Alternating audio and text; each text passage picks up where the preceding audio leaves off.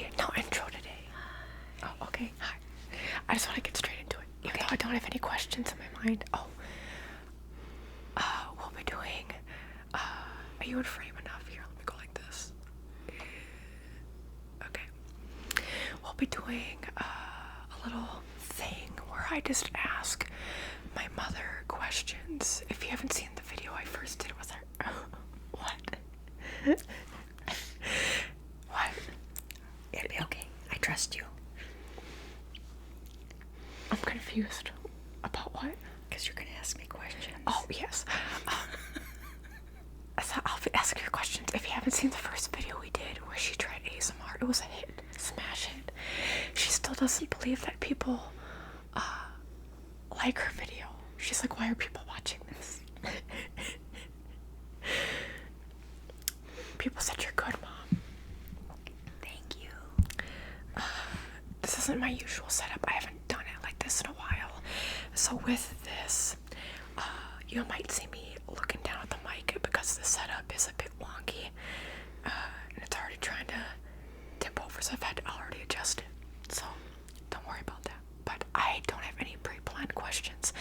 We were originally going to film this yesterday, but we couldn't because of our new phones. And so I had to get a new adapter for the Blue Yeti microphone. Yeah. Okay, I'll just get started. So, first question. This is going to be like a 10 questions thing. Okay. First question I have for you.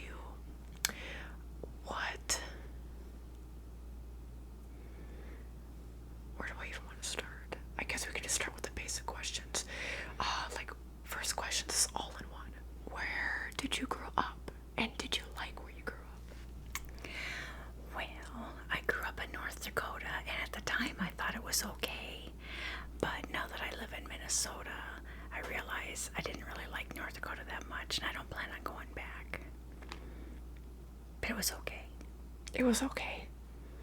Well, my situation wasn't okay, so I can't blame the state for that. But do you feel comfortable saying like what town you grew up in or no? it doesn't matter. I was born in I was born in Valley City, North Dakota, and I grew up many years in a farming community of Litchville, North Dakota. And then I moved to the big town of Fargo, North Dakota, and worked there for 25 years before coming to Minnesota. Yeah. We won't say where we live in Minnesota though, because they don't need to know that. No. But Minnesota is better than North Dakota, right? Definitely. I love it here. And what was the main reason you decided to move to Fargo from your small town? I decided to move to Fargo because I wanted to go back to school. I wanted to go back to college for the second time and get my degree. And then I just stayed there because that's where the jobs were. And so I worked there for 25 years. I didn't know that's the main reason you moved Yeah, to North Dakota. I went to go to college. go Did you to get NSU. accepted? Yeah, I had to apply to be accepted, and I did get accepted. So Did you get accepted and then you moved, or you moved and then you applied? I applied first, and when they said yes, then I said see you later. I was gonna say, okay, because for those of you who don't know, okay, my mom is a Sagittarius, okay? You know, and she has, most of her chart is fire sign placements. So it's like, she kind of just does stuff.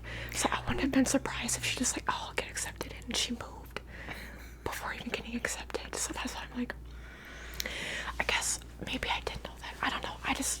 I knew you didn't like living where you lived before, so I just thought it was because you didn't like living in the small town where you were before. I thought it was mainly for better job opportunity, which I guess is part of it, lumped into your education, but I didn't know it was mainly because of college.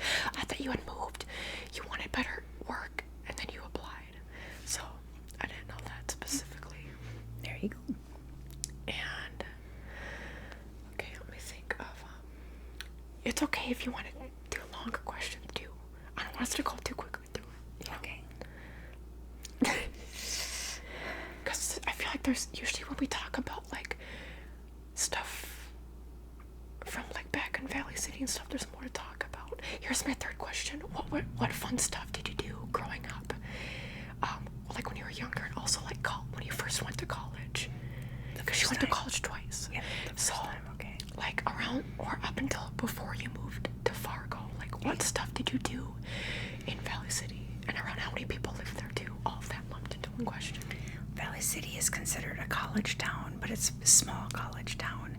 And there's about 6,000 or 7,000 people there, so it's not very big. Things I did for fun, I really liked sports and being outside, and so my small school only had basketball and track, so I did that.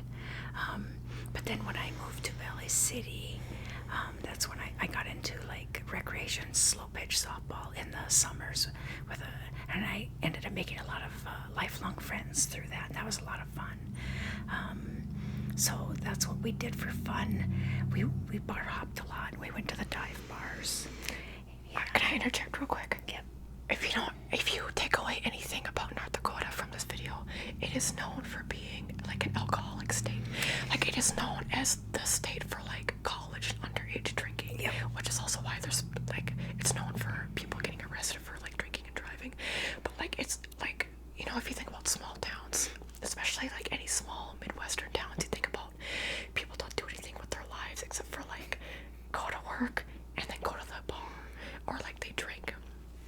So I'm not surprised you mentioned the bar hopping, and I know that's something you used to do back in the day, but not as much. You don't really do that anymore. No. Anyway, I'll let you continue. Yeah, because back in the day, I mean, like I said, a lot of people, they went to the bar and they had their like assigned seats just about. Their bar stool had their name on it practically, but there was space for the rest of us that were just bebopping in and out and making our way down the street to the next dive bar. But it was fun. We had a lot of people. I wasn't on a pool like a billiards team, but I had friends that did, so I used to go watch them, and that was fun. So that's just normal bar things that you do, you know. Play darts. I was on a dart league for a while with my mom, and that was a lot of fun. I wasn't great, but I wasn't the worst either. Who was better, you or her? My mom couldn't see, so I don't know how she got to, it was so good. But she had kind of a sights the way she did it, and she'd sling that sucker. She was actually pretty good. But What do you mean she couldn't see? She didn't have good vision. Yeah, there we go. She And could she see. didn't wear her glasses. She wasn't blind. She could see. She just didn't have good vision. Well, but she wouldn't wear her glasses going out because, you know, she wanted to look fashionable and cute and stuff. So anyway, but yeah, so she was probably better than I was. What percentage of the time did she wear her glasses? I don't know. Didn't she wear them when she drove? Oh yeah, but not. Did she just trying to not get her arrested? She's passed away, by the way. She just not when you go out to the bar. You want to look cute. She like kept them in the car. Yeah. Wait. Wait, not the car, because no drinking, driving. No. Well, I would just drive her. So. Would you be drunk? I live close enough I could just walk, actually. Okay, I thought you were going to say I live close enough I would just drive home. I'm like, no, don't admit to that. No, it's a small town. Everything is within walking distance, so. By the way, this isn't one of your questions. We're about the same height. She just has bad posture. I do too, but she's shrinking. She's a boomer, by the way. Like, actually, she's at the last year, 1964.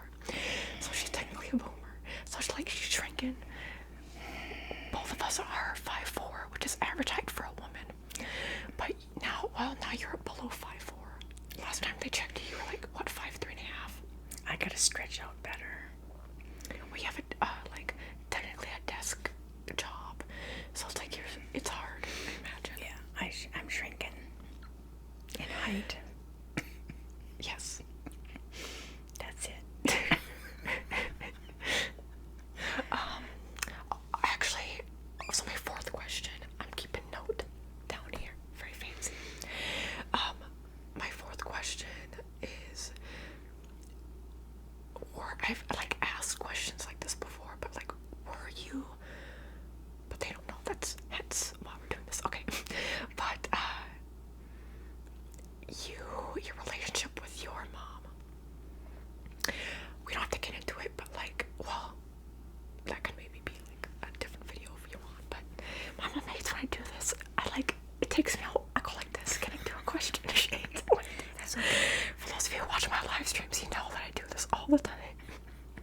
appreciate that. It's okay.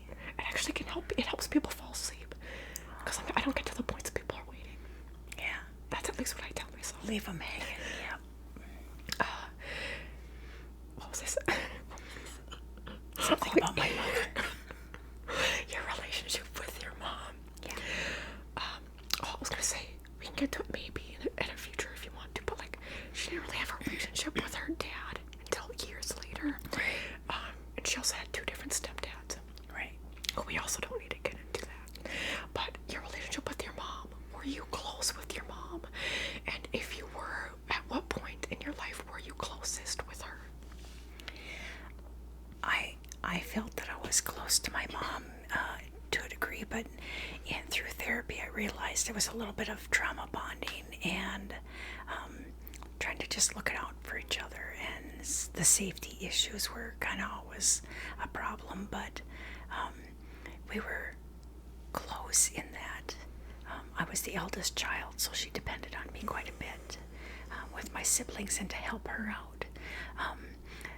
I did hit a rough patch in my mid to late 20s where I didn't feel as close with her because I was in therapy and a lot of things were coming out. So I went through a period of time where I was very angry, but I was able to talk with her after therapy. I was able to talk with her about the things, and we talked about a lot of stuff, and she clarified a lot of things that I didn't know that I was able to heal. So she was very helpful with that, and she didn't hold it against me.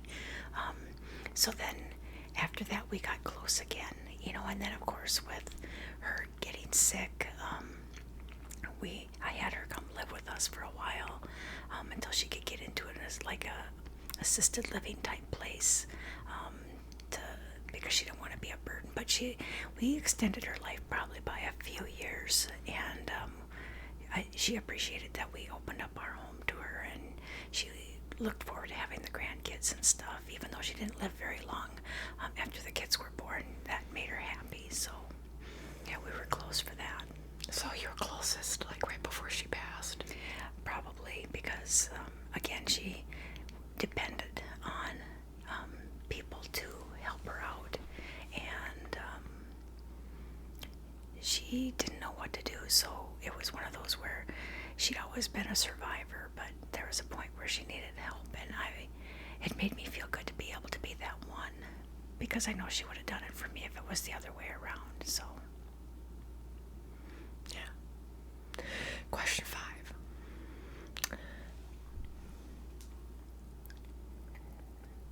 Let's think of out of all of my tattoos that I currently have, which is your favorite? oh, I love the dragonfly on the chest. That one is so beautiful. They're all really nice, but that one's really stunning, eye-catching. All right. Oh, okay. Oh, no. I was gonna say, how about you? At this point, I always, I can't. Yeah, let me see if I can. Uh-oh, she's taking off her shirt. Oh, no, I'm not. Okay. I always say that, like, my favorite is this one. Oh yeah, the Rocky Horror Picture Show. It's not that, it's a vampire. But that's what it looks like. I love it. Just because it looks so cool. Yeah. It only took a couple of hours to do. So I think that's my favorite. Okay. By the way, can I tell you what my favorite one is? I only have 3, and 2 of them don't look very good. All of your own. But this is my favorite one, because this is our family song, Sweet Child of Mine. And then and that's in my handwriting, and then my kids have written their names in their handwriting here. And so now I've got room for grandkids. That's mine. And my sister and I were 18 at the time of getting that. What was I gonna say? Oh, and you guys have the tattoos too. Yeah, we have that same tattoo minus our names, Sweet Child of Mine, in my mom's handwriting. My sister and I have it in the same spot in our upper right side of the back. Yeah, So that's where we have it. I like it. I love that a lot. And then, question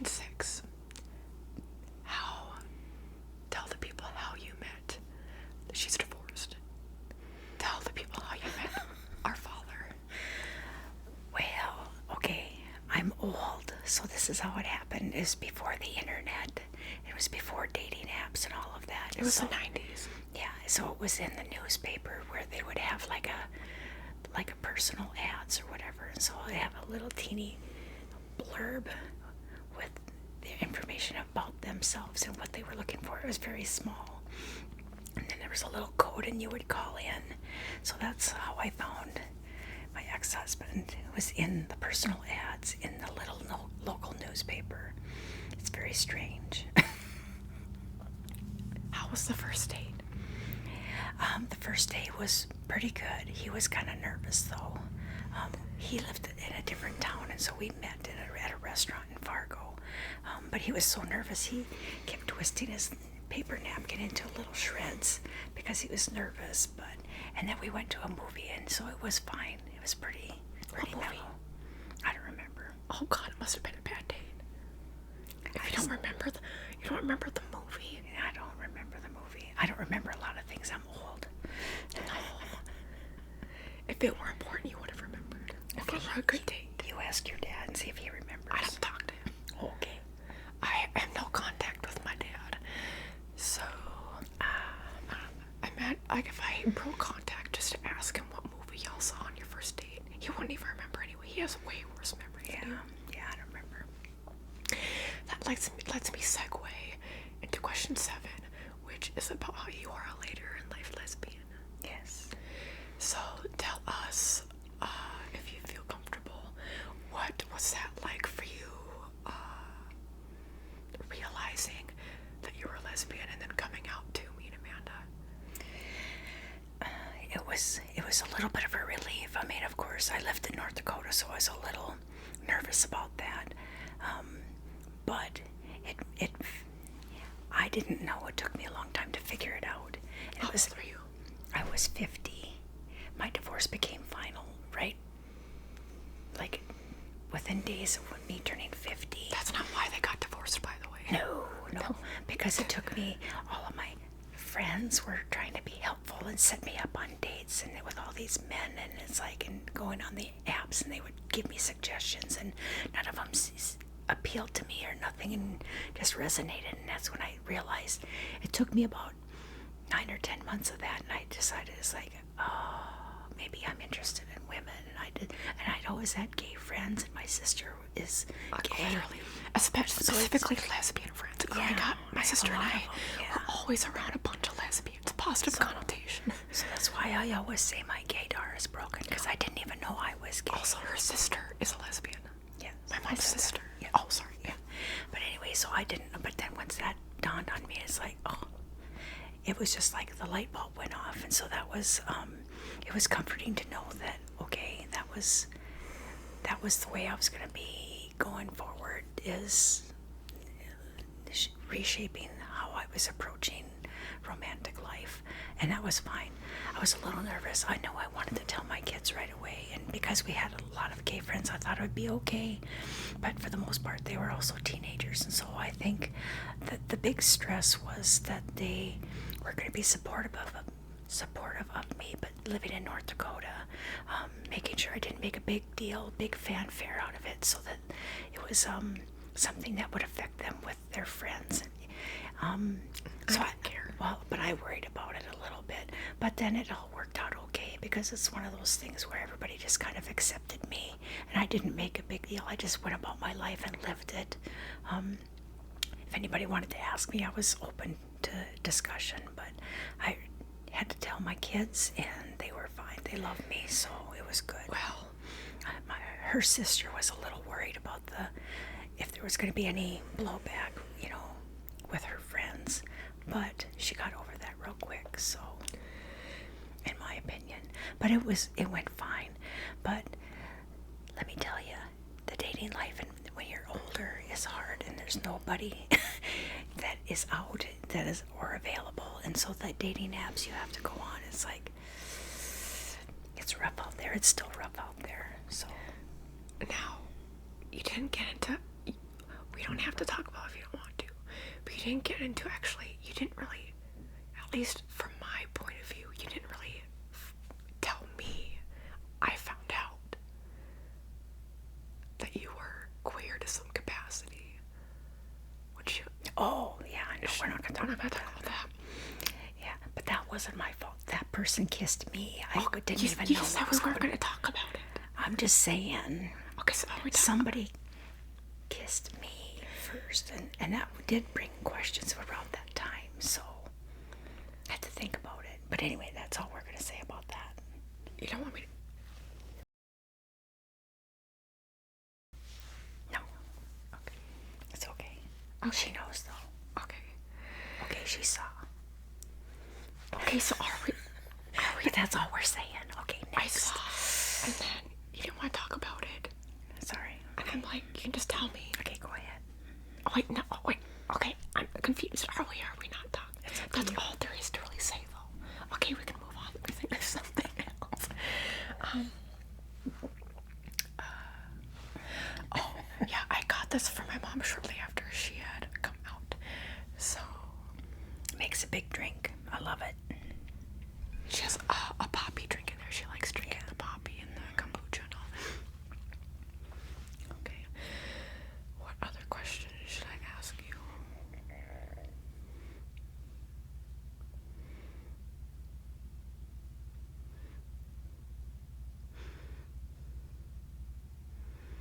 What do inquiring minds want to know? Yeah, let me think about what y'all would want to know. I feel like if you have any questions, we can do this again in the future, and we can like ask Mother, and then I can have questions from y'all, because I live with her, so it's like I know a lot of things. But I don't have a real interesting life, but it's had a little twists and turns. And I forgot to mention, back in the day when my mom would kick in my butt in darts and stuff, that's crazy because she couldn't see. I also got talked into entering a couple of arm wrestling tournaments, so I have a couple of trophies from these little dive bars where they had arm wrestling tournaments.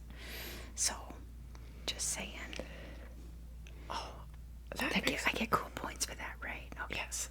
All right. And then that also makes me think. So, ninth question. What has been your favorite ever job that you've had? Because I know it's not the one you're at now. No, my all-time favorite job was when I worked for my brother. He had found a T-Rex. He was a fossil hunter, and he found a T-Rex skeleton that is now in the World Treasures Museum in Wichita, Kansas. It's Ivan the T-Rex. Anyway, he had found that. Yep, he found that, and he decided he wanted to open up a little museum and store, and he needed somebody to manage that. And so he asked me to do that, and I got to kind of just, he would dig in the dirt and clean his bones and do his thing, and I did all the other stuff, and we worked really great together, and I really enjoyed that. I was very proud of him.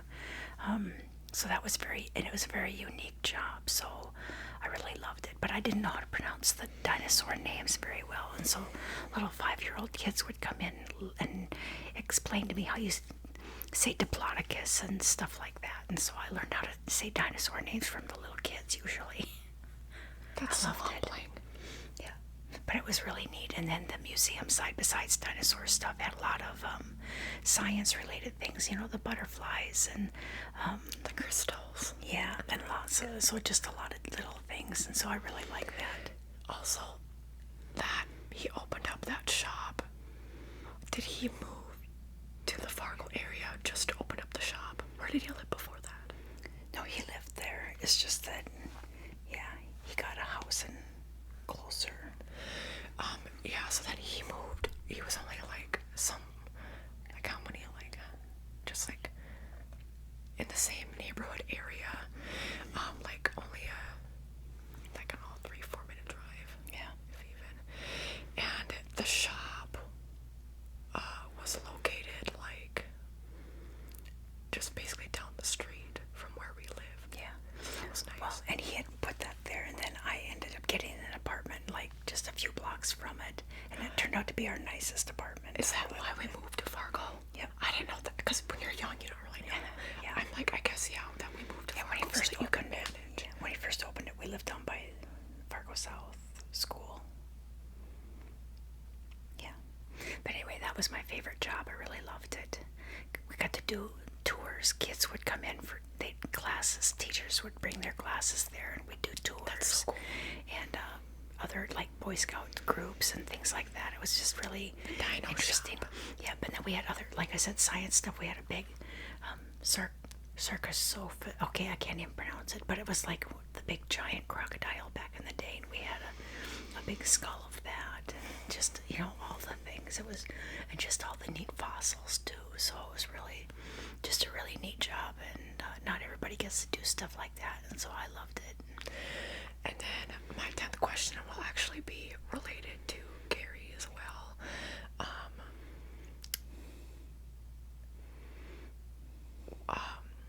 With him, what was your favorite ever memory you have with him? He's passed now. We have an altar over here in our living room for him. You know, we have a bunch of like little fossils and rocks over there. So he passed away a few 2 or 3 years ago. About 2.5 years ago, yeah. And yeah, and he's younger than you by 11 months. 11 months, yeah. So with him, what's your favorite memory with him? I can't narrow it down to one. I mean, starting from way back, we were like two peas in a pod. So, like I said, my mom depended on me to kind of help keep an eye on him, because back in the day, you could just run the neighborhood. Can I say something real quick? Yeah. Oh, by the way, all of them are ginger. Yeah. Redheads. My sister has become more of a redhead over time, although it's kind of faded a bit. I never got that. My dad had like blonde hair when he was younger, and it eventually progressed to black hair. So I don't know if that's what's going on with me, but I just want to throw that into that you're rare. All three of you were redhead, and your mom was too. And this, I mean, it looks more blonde because of the gray, but I used to have red hair. Anyway, sorry. Anyway, but anyway, it's a cool fun fact. Okay. So my brother and I, we did everything together because I wanted to make sure to keep him safe. But he was also Mr. Science guy even when he was little, and so some of my fond memories are just, you know, keeping an eye on him so he wouldn't get into trouble. But then when he'd come home and empty his pockets, he'd have rocks and leaves and twigs and toads and everything like that, and my mom would just like shake her head. Like, it's like, okay, I kept him safe, but I didn't keep him from getting into a little bit of shenanigans.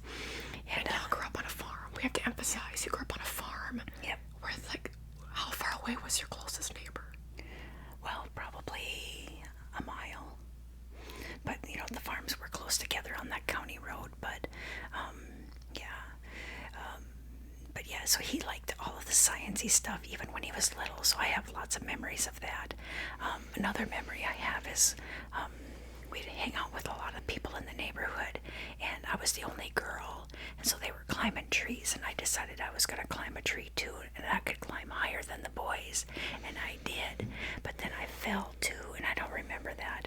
And I just remember my brother kneeling over me. He thought I was dead, but I came to, and we limped home. And so I appreciate the fact that even though he was littler than I was, he helped me home. And, oh gosh, I was probably 5, he was probably 4. So it was really, when you think back and you look at your kids now, you look, it's like, oh my gosh, maybe I was 6 and he was 5, but still that's pretty little.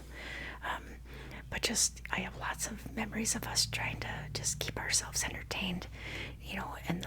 In the winters up here, it's like, okay, you're stuck inside. Well, then we do other fun things, like, you know, you see the game where on TikTok now where people try to keep a balloon from hitting the ground. We would do stuff like that back in the day. But I just have lots of memories, but we were always there for each other, and that always makes me feel good, because like when our first daycare person got sick and I needed somebody to watch the kids, and I was because I didn't have any PTO left to take time off work, and he came and babysat my kids while she recuperated. And I have lots of pictures of that time where they just hung out with their uncle Monkey. They used to call him Monkey for some reason, and so he probably got it in our heads. Yeah, he probably was like Anki Monkey. Yeah. We would say Anki Monkey, Anki Monkey. Yeah. He probably's the one. Yeah, but he was always, we were always there for each other at different points, and we'd be away from each other for different reasons, but then we would always come back together again. So there's just too many memories to talk about, but most of them are pretty basic and pretty simple. Basic. Well, I mean, they have to just do with us being sister and brother and just being there for each other. I really love that. is there like a memory with you being adults that you have? Well, besides him taking care of you guys, after he had his kids, I was very close with my niece at the time, and he really encouraged that relationship because it was good for me, it was good for her. So I have memories of that. I don't know, I just, as an adult, you know, all of a sudden we're doing adult things, you know. But, you know, I remember the day before my niece was born, he and I had gone out to the dive bar, and we were drinking pitchers of beer, and so we were both probably could have been in better shape when my niece was born. We were a little, I wouldn't say hungover, but tired. But we just, I don't know, we just did, one of the things that bonded us was our love of music, and so we shared a lot of music interests and things like that. And we went to a lot of outdoor concerts together when we were younger.